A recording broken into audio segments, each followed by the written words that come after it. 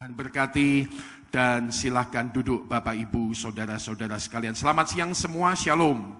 Damai sejahtera Tuhan pasti di hidup kita. Katakan amin, saudara sekalian. Nah, untuk pesan firman Tuhan pada kesempatan siang hari ini, saudara sekalian, Tuhan menaruh di hati saya sebuah firman Tuhan, yaitu tentang saudara sekalian Holy Spirit Momentums. Ya, Holy Spirit Momentums, ya, momentum Roh Kudus. Saudara-saudara sekalian, tentang apakah itu? Mari sebentar kita akan belajar bersama. Dalam Lukas pasal 24 ayat 49, kita akan belajar tentang Holy Spirit Momentums, saudara-saudara sekalian. Lukas pasal 24 ayat 49, kita akan baca bersama-sama. Yuk, Bapak Ibu, kebaktian siang, baca, katakan 2, 3. Dan aku akan mengirim kepadamu apa yang dijanjikan Bapakku, tetapi kamu harus tinggal di dalam kota ini sampai kamu diperlengkapi dengan kekuasaan dari tempat tinggi. Satu kali lagi baca, 2, 3. Dan aku akan mengirim kepadamu apa yang dijanjikan Bapakku, tetapi kamu harus tinggal di dalam kota ini sampai kamu diperlengkapi dengan kekuasaan dari tempat tinggi. Saudara sekalian, ini adalah kata-kata Yesus. Diucapkan kapan? Yesus sudah mati, Yesus sudah bangkit, 40 hari Yesus masih ada di dunia, sebelum beliau nanti naik ke surga. Dalam jangka waktu 40 hari itulah, ini salah satu pesan Yesus kepada muridnya 2000 sekian tahun yang lalu. Secara simpel, Yesus bilang, aku akan mengirim kepadamu apa yang dijanjikan Bapa, tetapi kamu harus tinggal dalam kota ini, saudara sekalian. Kalau boleh saya terjemahkan buat Anda, maka melalui perkataan ini, Yesus sedang memberitahu akan ada sebuah momentum, akan ada sebuah saat, akan ada sebuah masa, saudara sekalian, yang harus dinantikan oleh murid-murid Yesus yang hari itu ada, saudara-saudara sekalian. Inilah masa atau saat yang saya sebut sebagai Holy Spirit Momentums. Nah, kita belajar, saudara sekalian, tentang kata momentum. Saudara sekalian, dengan cepat saya kutip kata-kata John Maxwell, ahli kepemimpinan. Demikian, dia berkata, orang sukses, orang berhasil, pemimpin sukses, orang yang berhasil adalah orang yang akrab dengan yang namanya momentum. Orang sukses, orang berhasil adalah orang yang akrab dengan yang namanya momentum. Jadi saudara sekalian, apakah itu momentum? Momentum itu adalah saat yang tepat, kesempatan yang tepat. Nah, Maxwell berkata, orang-orang yang sukses dalam hidupnya adalah orang-orang yang pinter menyambut momentum, mengelola momentum. Saudara sekalian, nah mandek sebentar. Momentum. Saudara-saudara sekalian, di waktu hidup kita yang berjalan secara regular, hari lepas hari, waktu lepas waktu, Anda dan saya tahu bahwa ada waktu-waktu yang tepat, waktu-waktu yang khusus, waktu-waktu yang namanya momentum, waktu-waktu yang spesial, yang kalau Anda dengan cerdas mengamati itu, menyambut itu, mengolah itu, mengatur itu dalam hidup Anda bisa menikmati banyak benefit dan keuntungan dari momentum itu. Contohnya, satu, para pedagang 2 minggu ini tahu ini adalah saat yang tepat, momentum yang tepat menjelang Lebaran. Makanya kalau Anda pedagang, biasanya menjelang Lebaran, dagangan Anda disiapkan stoknya. Mungkin 2 kali lipat, 3 kali lipat. Karena momentum dagang seperti ini mungkin cuma 1 tahun 1 kali. Saya tahu ada beberapa di antara Anda menggunakan momentum ini dengan sangat tepat. Dan Anda meraih keuntungan sebesar-besarnya. Momentum, saat yang tepat, tidak selalu ada. Orang pinter mengerti kapan momentum ada, menyambutnya, mengelolanya, dan menikmati hasil yang besar daripadanya. Momentum. Teman saya di sana itu Pak Jen sama Bu Leni, ini momentum. Mereka dagang HP. Beberapa tahun ini kalau saya lihat mereka Lebaran, tapi puji Tuhan masih bisa pergi ke gereja kok ya. Tapi toko mereka tiap hari rame. Momentum. Saya dengar dari Pak Jem, ini yang punya mitra sel samping kelenteng. Ya. Kalau Anda ke sana, Anda sebut nama saya 3 kali, Gideon, mungkin Anda dapat diskon 10%. Gitu ya Pak Jen ya. Dia cerita sama saya, Orang beli handphone di momentum lebaran itu aneh. Bisa kurang seminggu beli, habis dipakai 1-2 minggu, dijual lagi ya. Jadi kalau Anda mau handphone murah bagus, setelah lebaran 2-3 minggu, cari-cari ke tokonya Pak Jian. Mungkin Anda dapat handphone bagus, karena nggak tahu. Orang kita itu pakai momentum lebaran. Handphone baru, motor baru, walaupun itu cuma 2-3 minggu lalu dijual lagi, ngutang. Mungkin buat mereka pulang ke kampung halaman kelihatan keren. Bawa mobil, padahal mobil rental, saudara. Tapi prinsipnya mereka ngerti momentum. Nah, pedagang-pedagang kayak Pak Jian Buleni tahu momentum. Yang dagang makanan kecil tahu, ini momentum. Kalau puasa itu malah restoran, warung-warung sore itu rame. Kenapa? Momentum. Nggak selalu datang. Yang kayak gini belum tentu setahun 2 kali. Natal sama tahun baru pun belum tentu menyaingi lebaran. Ini momentum. Dan orang-orang cerdas ngerti namanya momentum. Di hidup kita ada momentum. Kalau Anda mau keluarga Anda bagus, Anda perlu belajar momentum. Ulang tahun perkawinan, ulang tahun suami, ulang tahun anak. Itu bukan cuma sesuatu yang datang begitu saja. Itu momentum. Saya mendengar cerita ada seorang suami dan istri yang sudah berpisah. Dan kemudian bisa bersatu lagi. Karena anaknya memakai momentum hari ulang tahun pernikahan papa mama. Ketika dia mau ulang tahun ditanya, kamu mau apa? Saya mau makan malam sama papa sama mama. Papa, mama datang, lalu anak yang ulang tahun disuruh doa. Anak ini cerdas, dia ngerti momentum. Jadi dia bilang, Tuhan satukan lagi papa mamahku. Di momentum itulah papa mamahnya dijamah Tuhan dan kemudian bersatu lagi. Cerdas banget. Orang tahu momentum, orang paham momentum, dia orang yang akan diberkati. Maxwell berkata orang yang ngerti momentum adalah orang yang akan menikmati benefit atau sukses dalam hidupnya. Nah, hari itu murid-murid saudara sekalian disuruh Yesus menunggu satu momentum khusus. Namanya momentum baptisan Roh Kudus.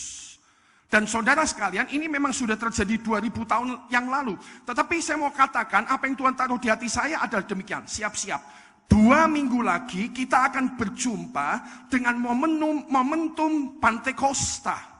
Mungkin ini merupakan sebuah peringatan, mungkin ini sesuatu yang merupakan agenda gerejawi, tapi Tuhan taruh di hati saya, kalau Anda menjadikan ini sebagai sebuah Holy Spirit momentum dalam hidup Anda, atau momentum Anda menerima jamahan, urapan Tuhan, pekerjaan Tuhan sekali lagi dalam hidup Anda prepare yourself untuk momentum ini. Lihat baik-baik, engkau pasti akan mengalami berkat daripada Tuhan sehubungan dengan Roh Kudus. Yang ngerti katakan amin, saudara sekalian.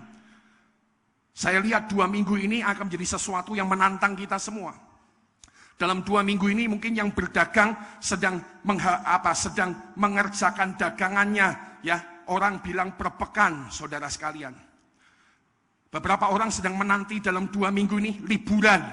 Dan bukan tidak mungkin pikiran kita sudah dipenuhi dengan liburan. Tanggal 3, 4, 5, 6, 7, 8. Pemerintah mengatur pegawai negeri liburnya 11 hari total. Dari tanggal 30 Mei sampai nanti minggu berikutnya tanggal 9 Juni. Luar biasa. Mungkin pikiran Anda sudah dipenuhi dengan planning liburan. Pikiran Anda sudah dipenuhi dengan planning berkumpul dengan keluarga. Tapi hari ini Tuhan sedang berseru-seru di tengah kita. Jangan luput dengan momentumnya Roh Kudus. Jangan luput. Prepare. Siap-siap, saudara sekalian. Nah, hari ini dengan cepat kita merenungkan mengapa kita perlu mempersiapkan diri untuk menantikan momentum Roh Kudus ini. Saudara sekalian, saya tidak sedang berbicara tentang baptisan Roh Kudusnya. Mungkin kalau Anda belum pernah dilayani, ini kesempatan baik tentunya untuk dibaptis Roh Kudus. Tapi kalau Anda pernah dibaptis Roh Kudus, ini mungkin berbicara tentang momentum kepenuhan Roh Kudus dalam hidup Anda. Jamahan Tuhan yang baru, jamahan Tuhan yang segar dalam hidup Anda. Kapan terakhir kali Anda telah mengalami jamahan Roh Kudus dalam hidup Anda? Kapan terakhir kali Anda menikmati bagaimana Roh Kudus betul-betul menyentuh hati, pikiran, dan hidupmu? Kapan terakhir kali? Dan saudara sekalian, bukan tidak mungkin kalau kita cukup tanggap dan kita cukup mempersiapkan diri, kita akan menikmati momentum segar tahun ini, sejak sekarang sampai nanti 2 minggu lagi, atau mungkin di waktu-waktu ke depan, menikmati momentum segar bersama dengan Roh Kudus dalam hidup Anda. Nah, mengapa menantikan momentum Roh Kudus? Kita fokus nanti di Lukas pasal 24 ayat 49.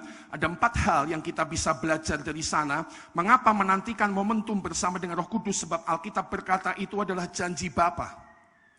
Lukas 24 ayat 49, Markus 1 ayat 8 berkata bahwa tentang Roh Kudus itu adalah sebuah hal yang telah dijanjikan Bapa. Nah, di bagian pertama ini saya ingin mengajak Anda melihat banyak ayat. Alkitab berkata, dan aku Yesus akan mengirim kepadamu apa yang dijanjikan Bapakku. Jadi Roh Kudus, mengapa perlu dinantikan momentumnya di hidup saya, di hidup Anda? Karena itu adalah janji Bapa. Jadi Bapa punya sebuah pengaturan khusus, hal khusus bagi saya dan Anda dalam perkara ini. Di Markus 1 ayat 6-8, Yohanes Pembaptis dikatakan oleh Alkitab menceritakan ini. Yohanes memakai jubah bulu unta dan ikat pinggang kulit dan makanannya belalang dan madu hutan. Dikatakan saudara sekalian, inilah berita, inilah yang diberitakan Yohanes Pembaptis. Sesudah aku akan datang, ia yang lebih berkuasa daripadaku, membungkuk dan membuka tali kasutnya pun aku tidak layak. Aku membaptis kamu dengan air, kata Yohanes Pembaptis. Aku membaptis kamu dengan air. Tetapi ia, Yesus, akan membaptis kamu dengan Roh Kudus.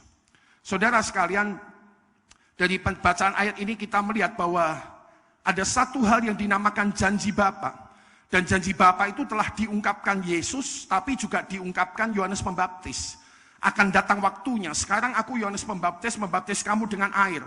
Tapi nanti kamu akan dibaptis dengan Roh Kudus. Itu merupakan sebuah bagian dari janji Bapa. Dan janji Bapa ternyata, saudara sekalian, kita belajar Alkitab lebih mendalam sedikit di bagian ini.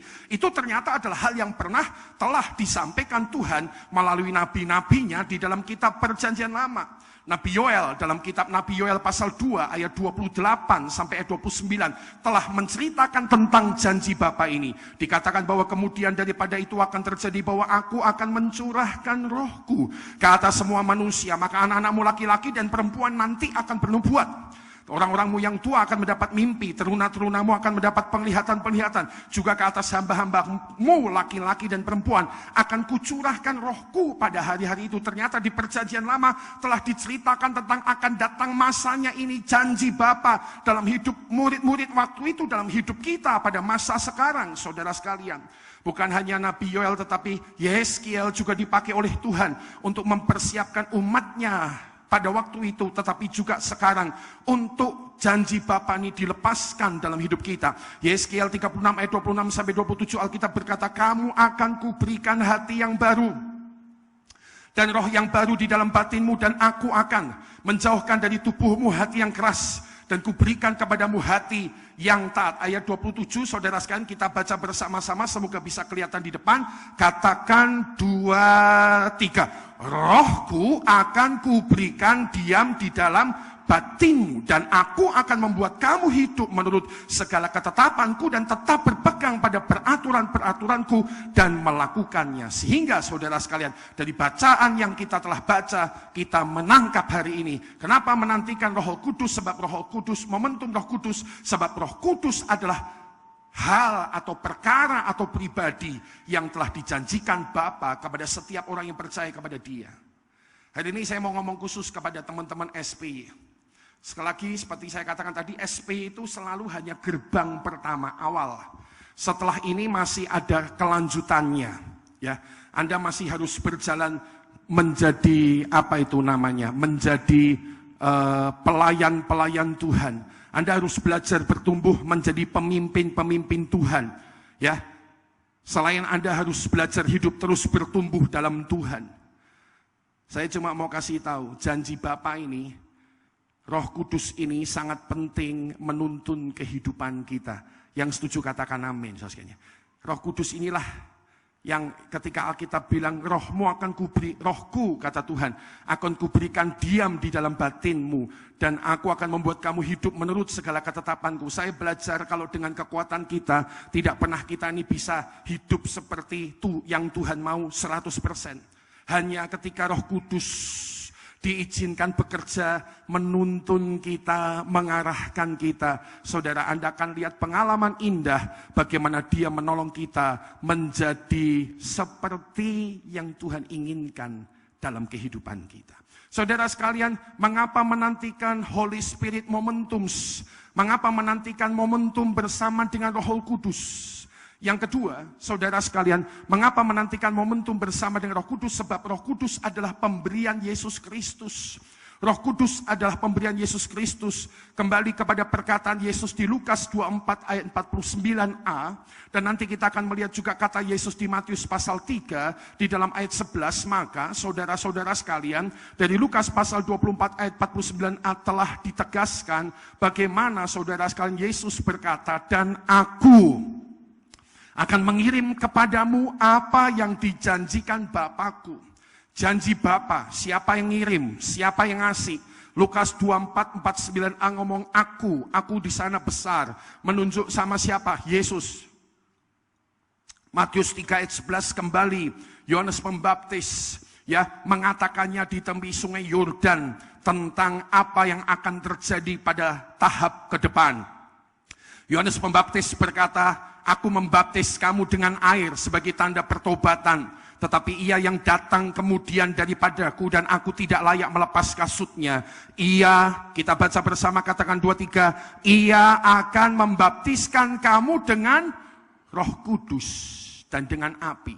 Saudara, dari bacaan firman Tuhan ini sangat jelas bahwa Yesus Kristuslah pemberi dan pembaptis Roh Kudus. Dan mengapa kita, saudara sekalian, menantikan momentum bersama dengan Roh Kudus ini lagi dalam hidup kita? Karena saudara sekalian, ini merupakan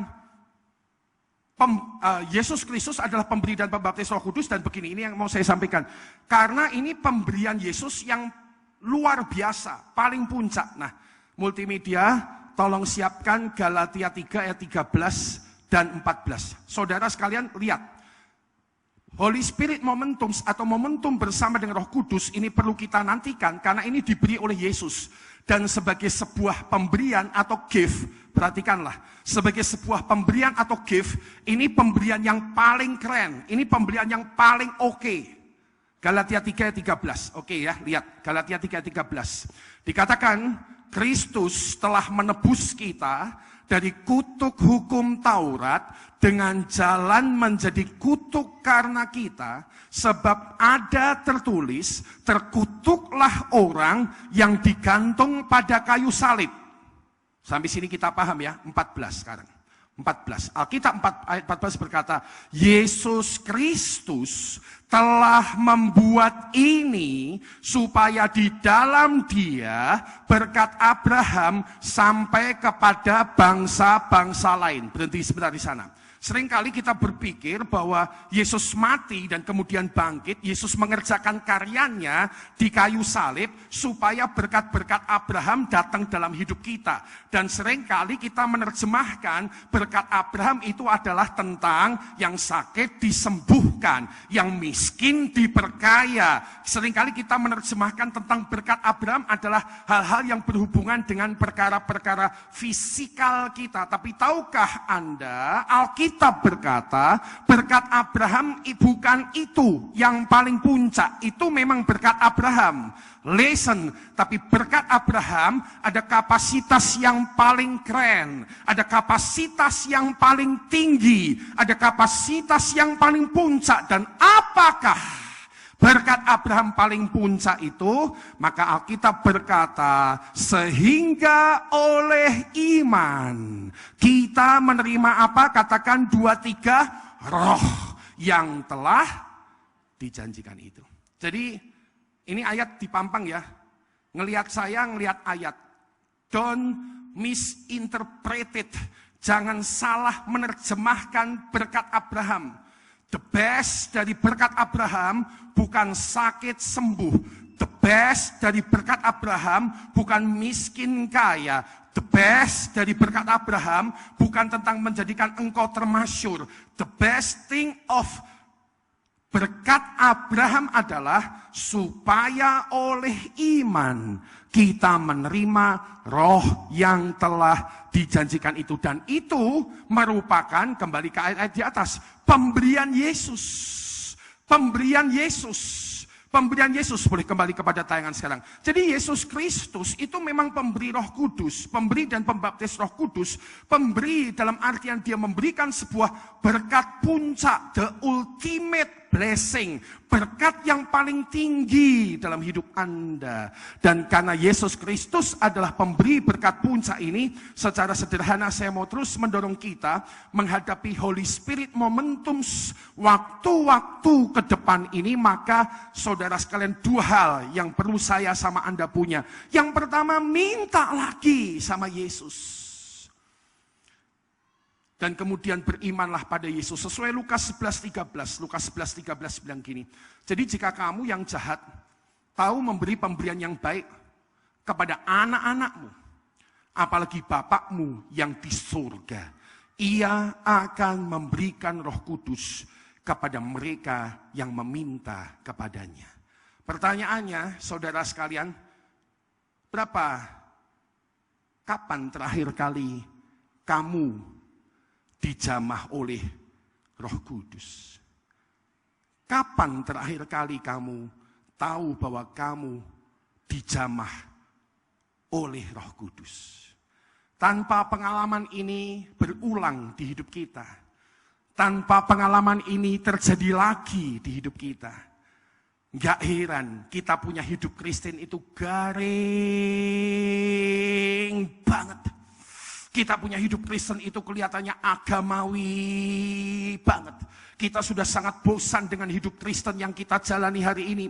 Dan beberapa di antara kita sedang berpikir mundur dan menjauh dari gereja Tuhan, dari pelayanan-pelayanan. Mungkin karena engkau sudah terlalu garing. Dan inilah saatnya kita minta lagi jamahan yang kesekian kali kepada Yesus Kristus dalam hidup kita, jamahan dari Roh Kudus. Yang nangkep katakan amin. Yang ketiga, mengapa kita menantikan Holy Spirit Momentums? Ya, mengapa kita menantikan momentum bersama dengan Roh Kudus? Momentum dibaptis, momentum dipenuhi, momentum dijamah, momentum disegarkan, momentum kembali saudara sekalian diinspirasi, digelorakan oleh Roh Kudus. Kita menantikan sebab adalah ini, karena Holy Spirit momentum hanya diberikan kepada orang yang menanti. Holy Spirit Momentums atau momentum bersama dengan Roh Kudus, saat yang tepat, kesempatan yang tepat dengan Roh Kudus, hanya diberikan kepada orang yang menanti. Kenapa saya membagikan ini? Karena ada orang yang tidak menanti. Simple. Diberikan hanya kepada orang yang menanti. Kenapa? Ini perlu disampaikan karena ada orang yang tidak menanti. Yesus Kristus kepada murid-muridnya, kita kembali kepada Lukas 24 ayat 49, Yesus berkata, dan aku akan mengirim kepadamu apa yang dijanjikan Bapakku, tetapi kamu harus tinggal menanti di dalam kota ini sampai kamu diperlengkapi dengan kekuasaan dari tempat tinggi.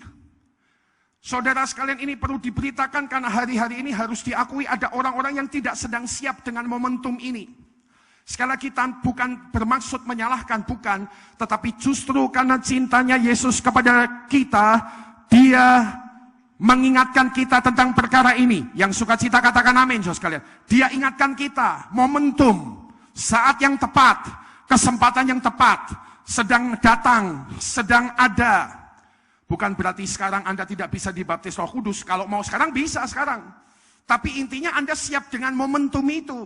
Dan momentum itu hanya akan terjadi kepada orang yang menanti.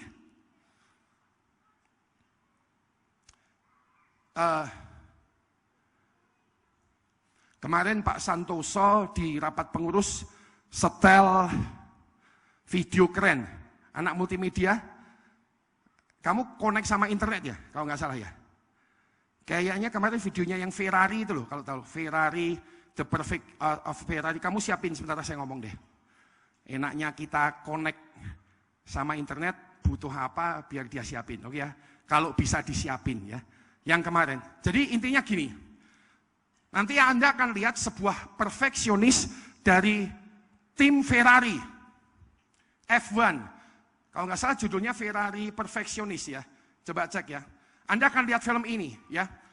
Ferrari itu menetapkan di Formula Balapan F1, di Formula Balapan F1, kecepatan mengganti ban ketika mereka masuk pit stop, itu kalau nggak salah lihat videonya itu sekitar 3-4 menit. Detik. 3-4 detik. Jadi ganti ban, halo. Ganti ban 4 detik. Siapa bisa ganti ban 4 detik? 1 ban aja enggak? Ini 4 ban. Filmnya ada enggak kalau sudah ada ya? Udah?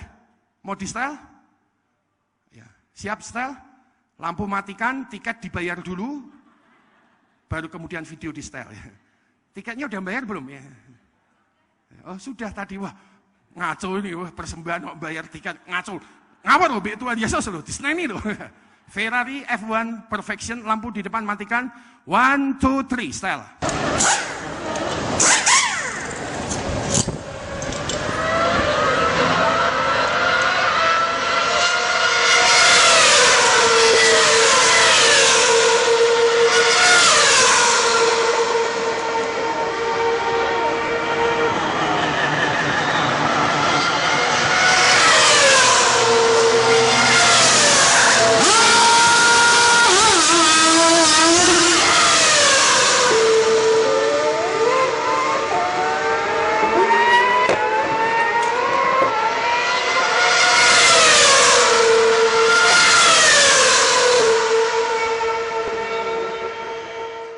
Berapa detik itu tadi ganti ban? 4 detik ya. Kira-kira 4 seconds kita ngitung. 1, 2, 3, 4. Nah, saya ngelihat video ini kemarin, saya barusan diingatkan di mimbar ini, apa koneksinya dengan yang sedang kita bahas. Saya belajar bahwa mereka itu yang kayak gitu tadi, 4 detik itu namanya momentum. Halo? 4 detik itu namanya momentum. Just 4 detik, momentum, saat yang tepat. Tapi momentum ini penting. Karena kalau di F1 kira-kira Anda di pit stop itu tempat perhentian, terlalu lama, Anda akan ketinggalan balapannya. Yang ngerti sampai sini katakan amin. Jadi mereka harus begitu cepat di sana, di 4 detik momentum itu, supaya mereka dengan cepat mengganti 4 ban dan mobil segera pergi. Nah, masalahnya begini, yang kemarin saya setelah lihat video ini, saya kemudian pulang mikir, ini momentumnya cuma 4 detik, tapi untuk menantikan itu, untuk melatih diri mempersiapkan, maksudnya untuk mempersiapkan diri menyambut yang 4 detik itu, saya tanya, kira-kira latihannya keras apa tidak? Keras banget, betul enggak? Mereka harus gini nih, 1, 2, 3, kamu kalah, salah, 4 detik, kita cuma punya 4 detik, ulang latihan lagi. Ya, mobil 1, 2, 3, itu mereka latihan, itu latihannya, kalau di tim F1 Anda tidak mungkin latihan santai, Anda latihan keras, latihan